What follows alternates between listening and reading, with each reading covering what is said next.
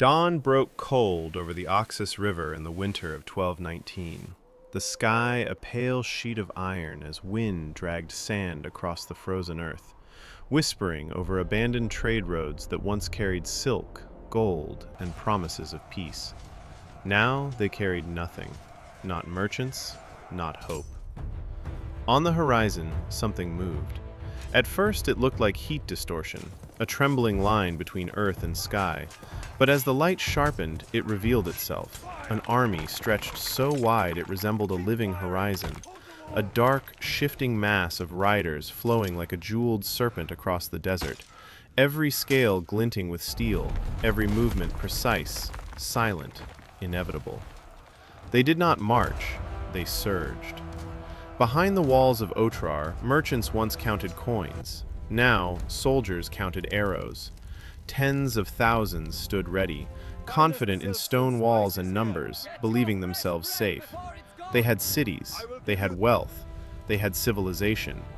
But out there was something else. This was not an army built to conquer land. This was an army built to erase it.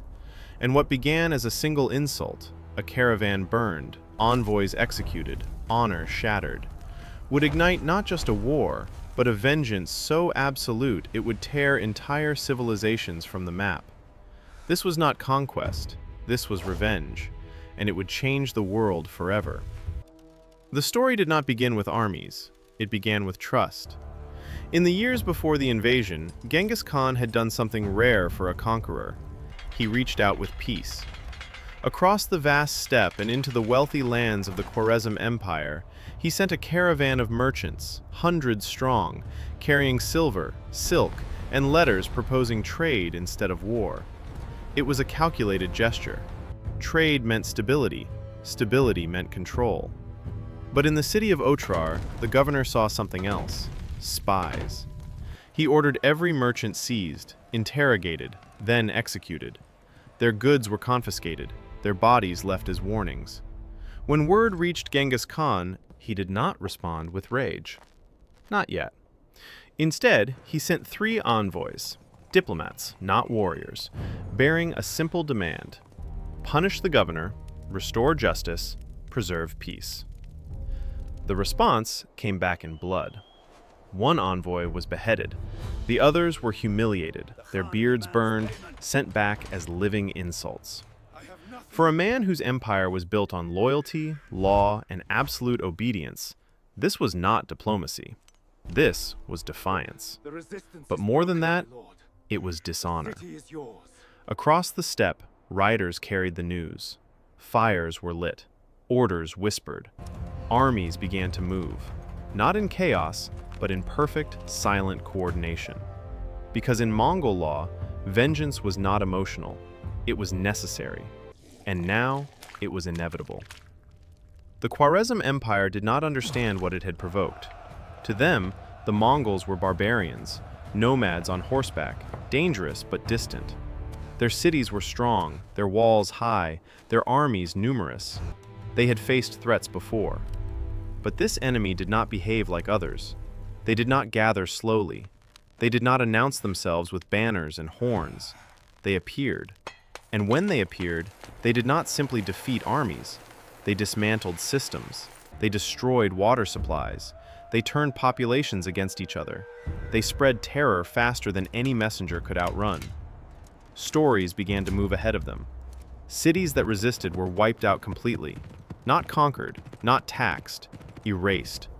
Persian chroniclers would later write of entire populations slaughtered, of rivers running black with ash, of silence where markets once roared. The numbers, hundreds of thousands, perhaps millions, may be exaggerated, but the fear was not. It was real, and it spread faster than the Mongol horses themselves. Inside Khwarezm, unity fractured. The Shah, ruler of the empire, mistrusted his own generals. Instead of consolidating forces, he scattered them across cities, believing each fortress could stand alone. It was a fatal mistake, because the Mongols did not attack strength. They hunted weakness, and they found it everywhere. Far to the east, another story was quietly unfolding. The The kingdom of Western Shah had once bent the knee to the Mongols, offering tribute, recognizing power. But when called upon to support this coming war, they hesitated. Then they refused. To them, it was a political calculation. To Genghis Khan, it was betrayal. The memory would not fade, it would wait. And when it returned, it would be even more merciless. Across Central Asia, cities prepared. Walls were reinforced, gates sealed, supplies gathered. But beneath the preparation was something else: uncertainty. Because no one truly understood the enemy approaching them. They had never faced an army that moved like wind, that communicated across vast distances with precision, that could vanish and reappear, that could turn retreat into trap, fear into weapon. They did not yet understand that this war would not be decided by strength alone. It would be decided by adaptability. And they were already too slow. By the time the first Mongol riders appeared outside Otrar, the outcome had already begun to take shape. Not on the battlefield, but in the minds of those who would soon be trapped inside it. Because long before the first arrow was fired, the war had already begun. The land itself would decide how the war began. Central Asia was not empty, it only looked that way. Between the Oxus River and the cities of Transoxiana stretched a terrain that punished the unprepared. Vast deserts that swallowed supply lines, rivers that shifted with the seasons, and fortified cities rising like islands of stone in a sea of dust. For most armies, it was a nightmare. For the Mongols, it was home. They did not depend on supply chains that could be cut. They carried their world with them: horses for speed, spare mounts for endurance, dried meat and fermented milk for sustenance. Each rider could survive where entire armies would collapse. But the Khwarezm forces trusted something else: walls. Cities like Bukhara and Samarkand were not merely settlements.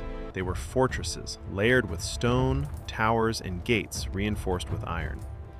Inside them were tens of thousands of defenders, archers lining the battlements, soldiers trained to hold ground rather than chase it.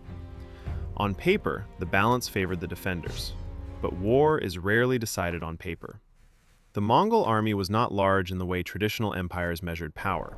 It was organized. Each unit was structured in tens, hundreds, thousands, every man accountable, every movement coordinated. Orders traveled faster than fear, carried by riders who could cross impossible distances in a single day. Their primary weapon was not the sword, it was the bow. Short, recurved, crafted from horn and sinew, it could punch through armor at distances where enemy archers could barely respond. A Mongol rider could loose arrows at full gallop, turning speed itself into a weapon. But their greatest strength was something harder to see: adaptation. They studied their enemies, learned their habits, turned their strengths into weaknesses, and they never fought the same battle twice. Inside Khwarezm, the situation was already unraveling. The Shah had made his decision: divide the army, reinforce cities, trust in fortifications. It sounded logical, but it created isolation. Each city became its own battlefield, cut off from support, forced to survive alone. Communication slowed, coordination collapsed. Commanders questioned orders, but obedience held them in place. They would defend, but they would defend separately. And the Mongols noticed. There was a night, no one recorded the exact date, when the wind died completely. Across the steppe, Mongol camps lay in silence. No shouting, no music, only the low breathing of horses and the quiet sound of men preparing. Arrows were checked one by one, fingers running along shafts for imperfections. Bowstrings tightened, saddles adjusted, armor fastened without words. Some whispered prayers, not to survive, but to be worthy. Others said nothing at all. Because fear was not the dominant emotion, certainty was. They knew what they were about to do. Inside the cities, the night felt different. Torches burned along the walls. Priests moved through crowds, offering blessings. Families gathered in tight spaces, speaking in hushed voices as if sound itself might invite danger. They had numbers. They had walls. But they did not have understanding. Because outside those walls was an enemy that did not think like them, did not fight like them, and would not stop like them. Far to the east, beyond the immediate war, the memory of Western Shah lingered in silence. They had refused. They had chosen distance over loyalty. And somewhere, in the mind of Genghis Khan, that decision had already been recorded. Not forgotten, not forgiven. Waiting. By the time dawn came again, both sides were ready. The first sound was not shouting, it was hooves.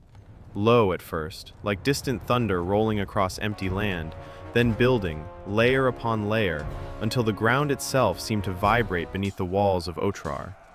Dust rose in sheets, turning the horizon into a shifting wall of shadow. Then, silence. For a moment, nothing moved. The Mongols stopped just beyond bow range, their lines stretching wide, impossibly wide, as if they intended to surround not just the city, but the world itself.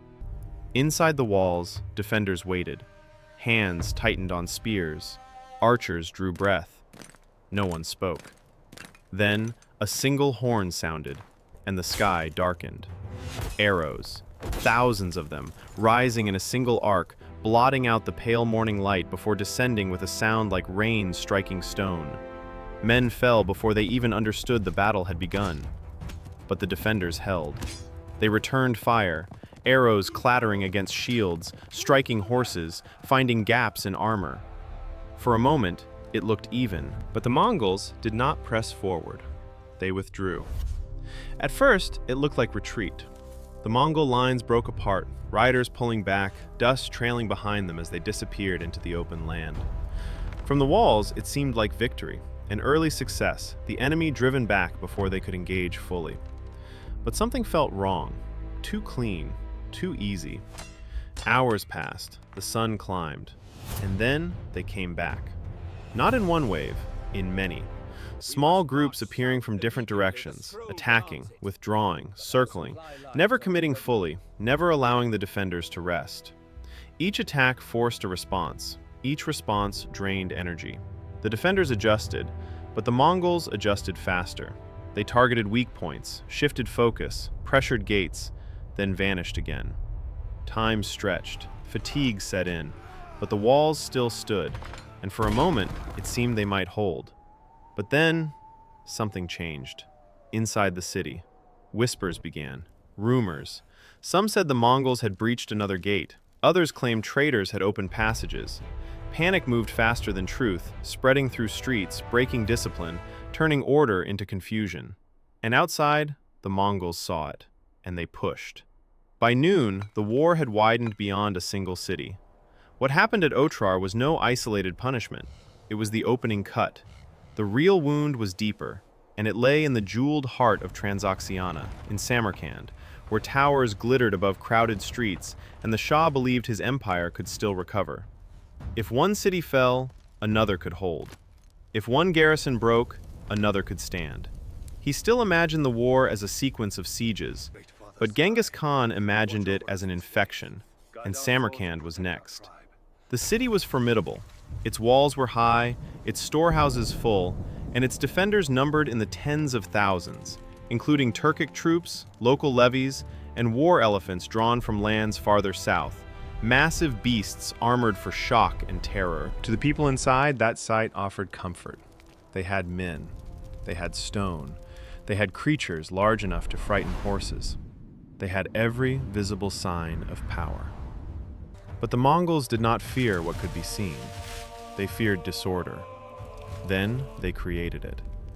They arrived in waves, surrounding the city with cruel patience, sealing roads, cutting movement, choking the flow of food, rumor, and hope. Their camps spread across the plain like dark islands in a sea of dust. Fires burned at night. Scouts moved constantly. No gate was left unwatched. No messenger slipped through without risk of death. Inside Samarkand, the first days were tense but controlled. Archers manned the walls. Officers shouted confidence they did not fully feel. Priests called for endurance. Citizens hauled stones, water, timber, anything that might outlast the storm. But the Mongols did not rush. They tested. They pressed one wall, then another. They launched volleys, then retreated. They probed the gates. They harassed the defenders at every hour, not enough to force collapse, just enough to deny rest. Men slept in armor. Horses foamed in their stalls. The smell of smoke mixed with sweat, stale grain, and fear.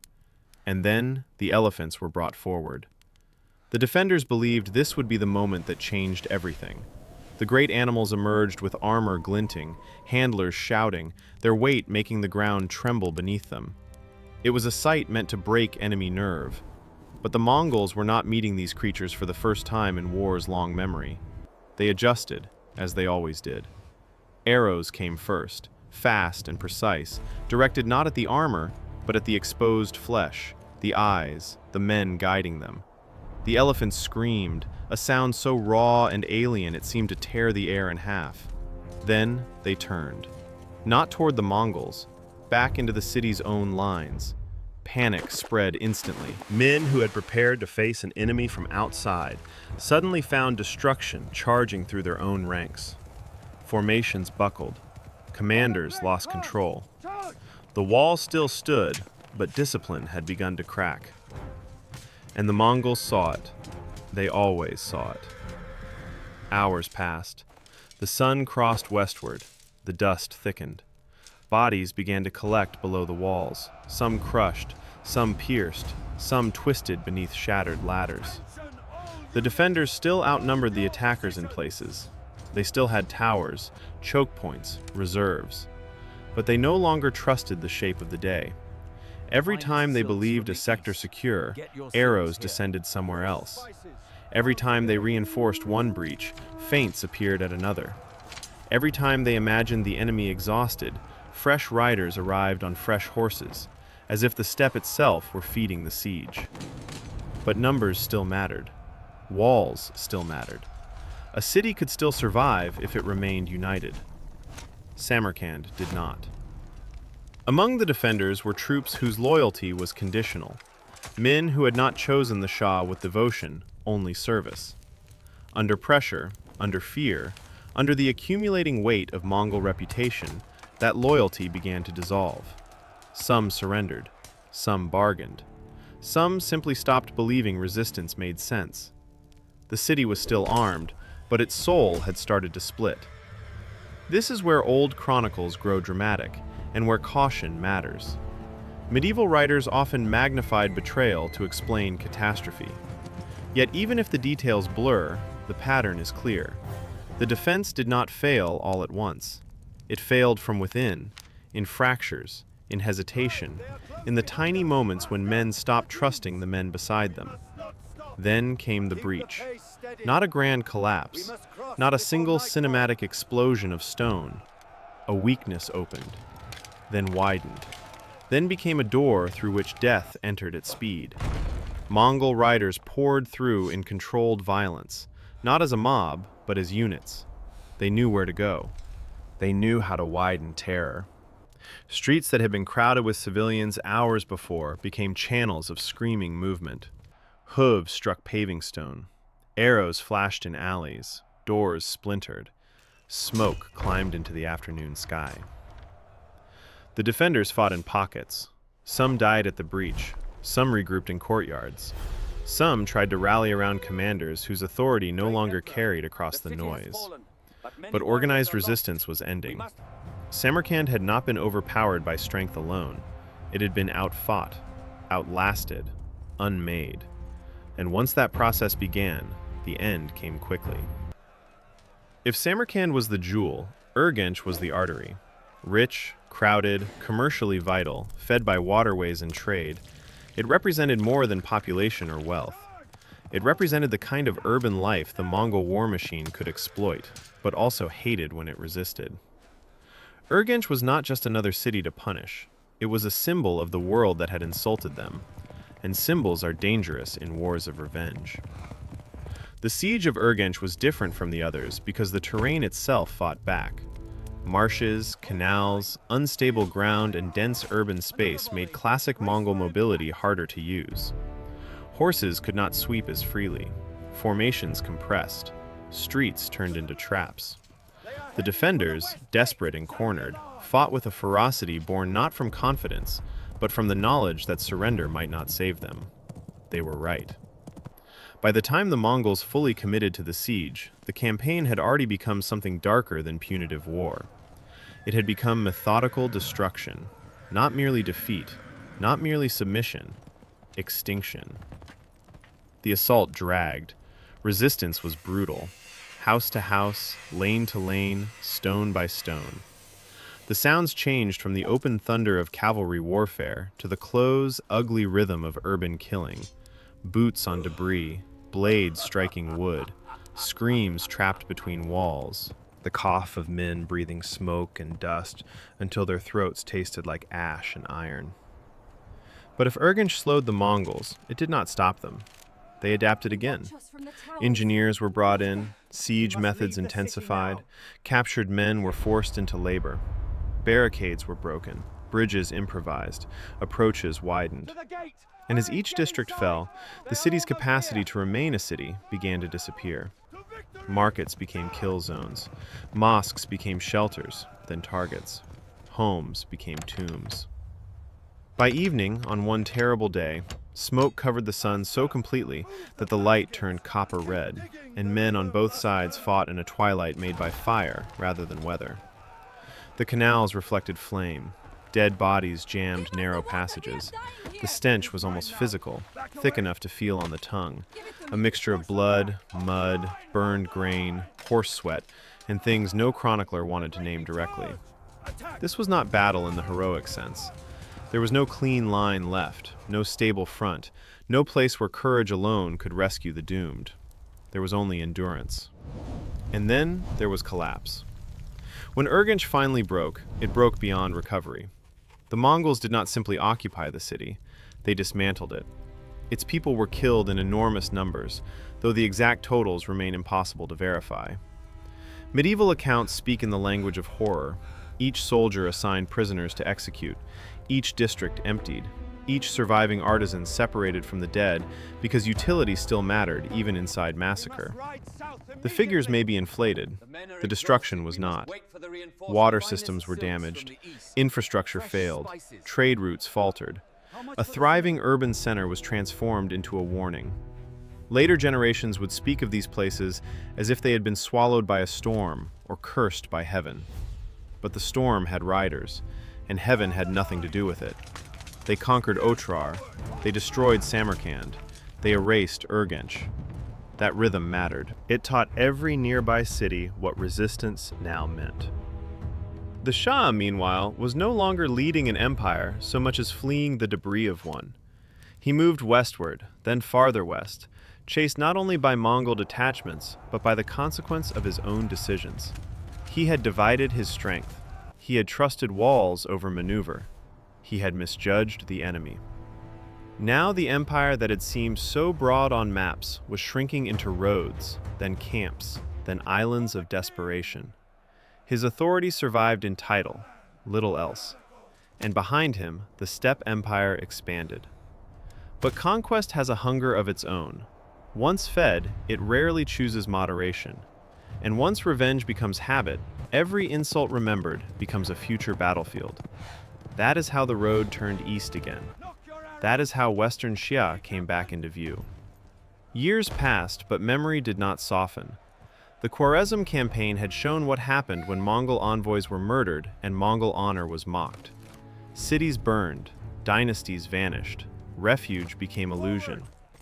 But there was another offense still waiting in the ledger, quieter than the killing of diplomats, but unforgivable in the mind of Genghis Khan. Western Xia had refused him.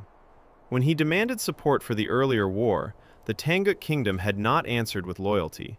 It had chosen calculation, distance, delay. Perhaps it believed the Mongols would remain occupied in the west. Perhaps it believed survival lay in caution.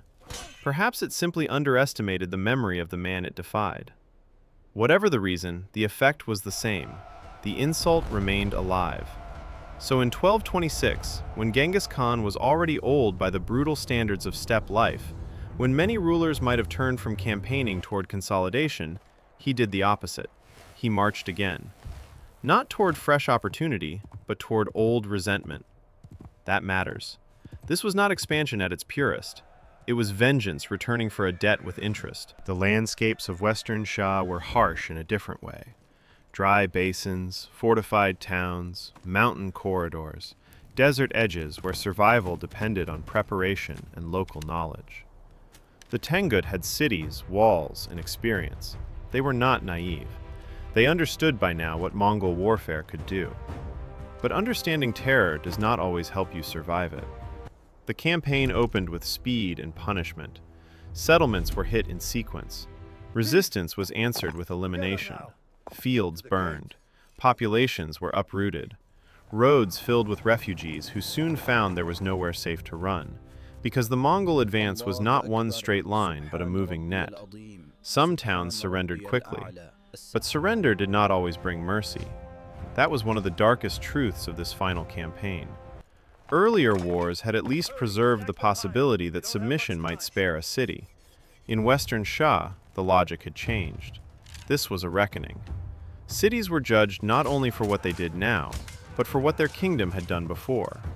The offense was old. The punishment was current and total. At one besieged stronghold, defenders still climbed the walls with discipline, still answered volleys with volleys, still believed delay might produce negotiation. But the Mongols no longer approached these contests as diplomatic problems with military tools. They approached them as moral sentences. If a gate opened, they entered. If a gate stayed closed, they broke it. If a city begged, they listened, but not to forgive. The old chronicles describe devastation so complete that the Tengut world seemed to dim after it. Palaces were emptied, towns depopulated, archives lost, temples broken. Not every stone vanished, not every life ended, but enough was destroyed that a whole political and cultural order was never truly restored. Western Shah did not merely lose a war, it was pushed toward historical disappearance. And in the middle of this final destruction, the man directing it began to die. Here the story becomes uncertain, and uncertainty must remain part of the telling. Some accounts suggest Genghis Khan was injured in the campaign, perhaps in a fall from a horse during a hunt or battle maneuver. Others imply illness, fever, the accumulated punishment of age and movement. Still others wrap his end in legend, as great conquerors often attract legends at death, because plain mortality feels too small for men who altered continents. What can be said with confidence is simpler and more powerful. He died during the Western Shia campaign in 1227. He died not in peace, not in old age surrounded by monuments, but in motion, in war, in the shadow of one more revenge. That fact alone gives the campaign its terrible shape. The architect of Mongol expansion, the man who had turned insult into apocalypse and loyalty into empire, spent his final strength enforcing memory with fire.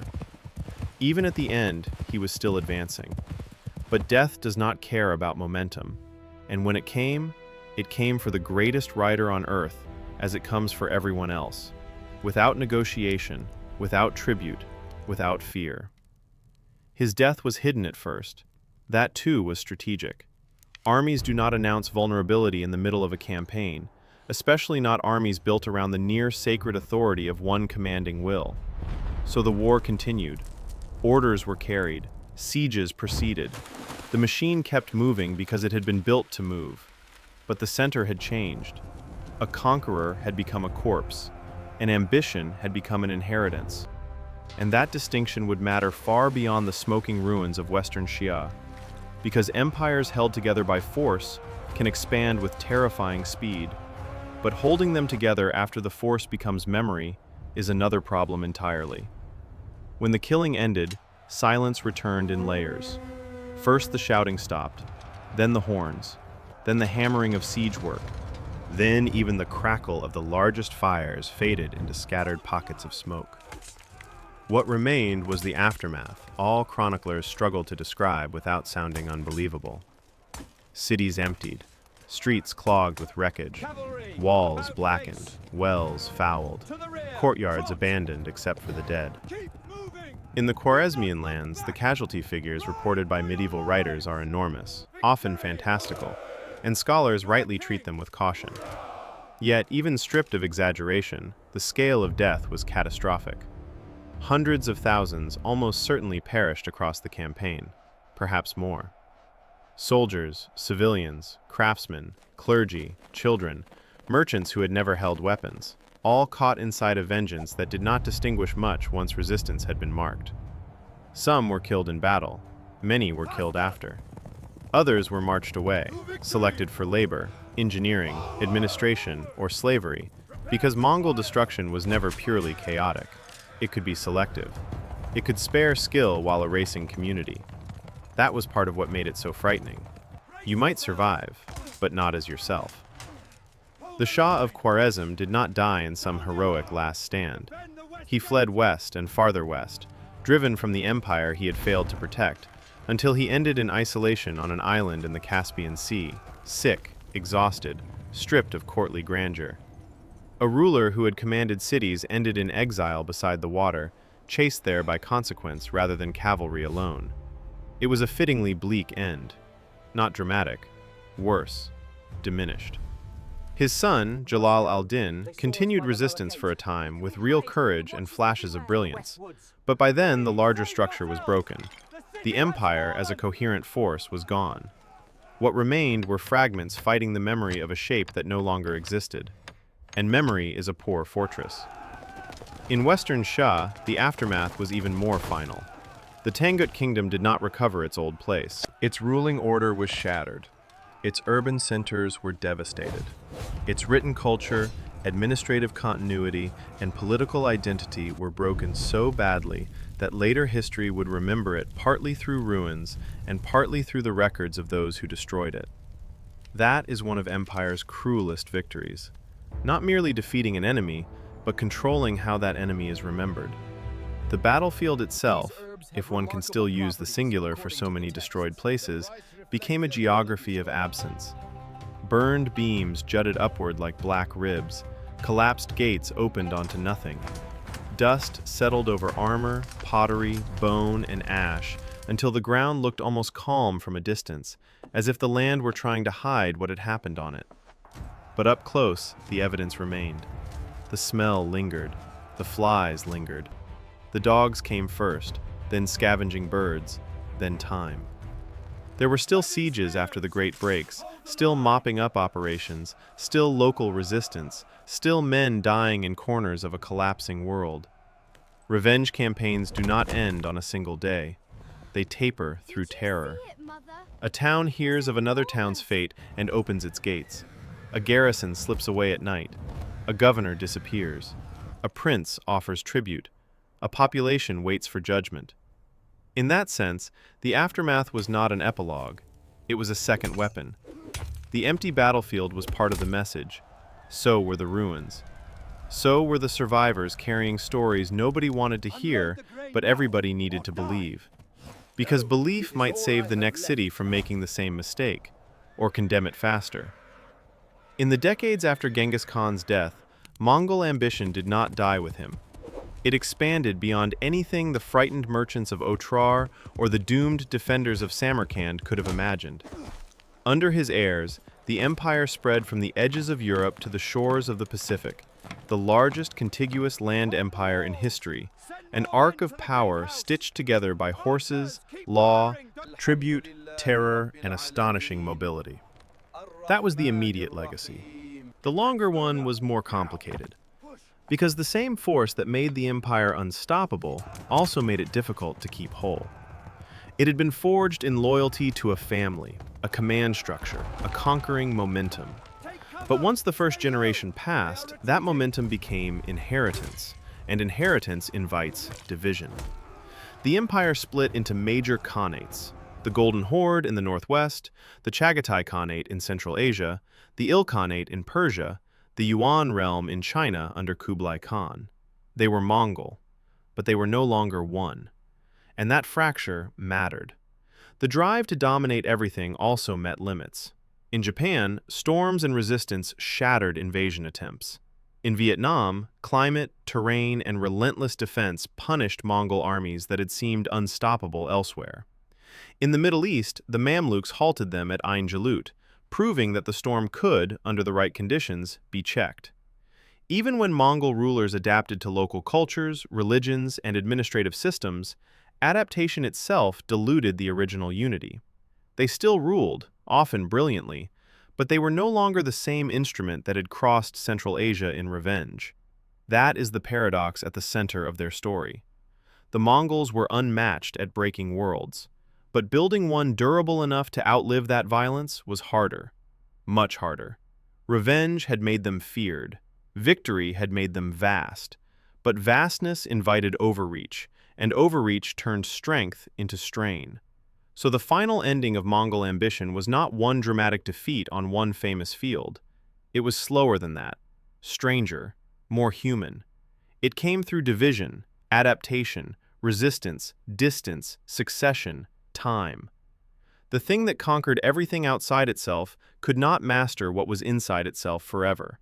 And that is why these two brutal revenge campaigns matter so much. The destruction of Khwarezm and Western Shah revealed the raw engine of Mongol power in its purest form.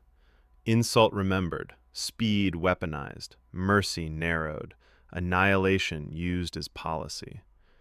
Those campaigns announced to the world what the Mongols could do. They also hinted at what they would become unable to sustain.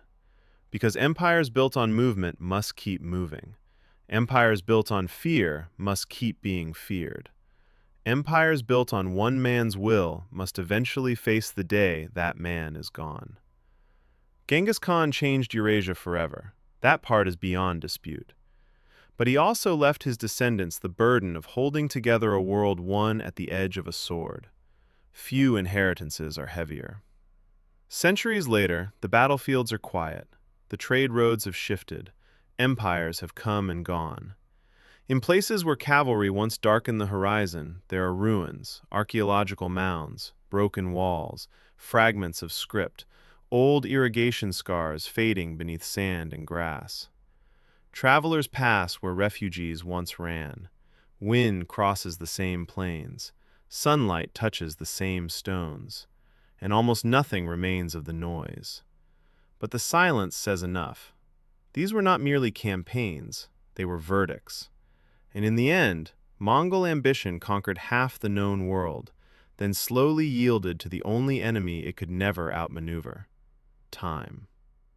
And so, the story concludes quietly, leaving only echoes. If you followed along this far, you've not only seen the events unfold on a timeline, but also witnessed how a single decision can reshape the fate of an entire civilization. Perhaps something in this story resonates with you, not just the scale of what happened, but the choices that led to it, and how quickly power can slip from one's grasp when the wrong line is crossed. History constantly reminds us that power is never permanent, decisions carry weight, and sometimes, the consequences linger long after they are made. Ultimately, it's not just power that defines an empire, but also judgment, restraint, and an understanding of what truly matters. If this story makes you think, please take a moment to like the video, share it with history enthusiasts, and subscribe to the channel for more similar stories. Leave a comment and let me know what you think, and when you're ready,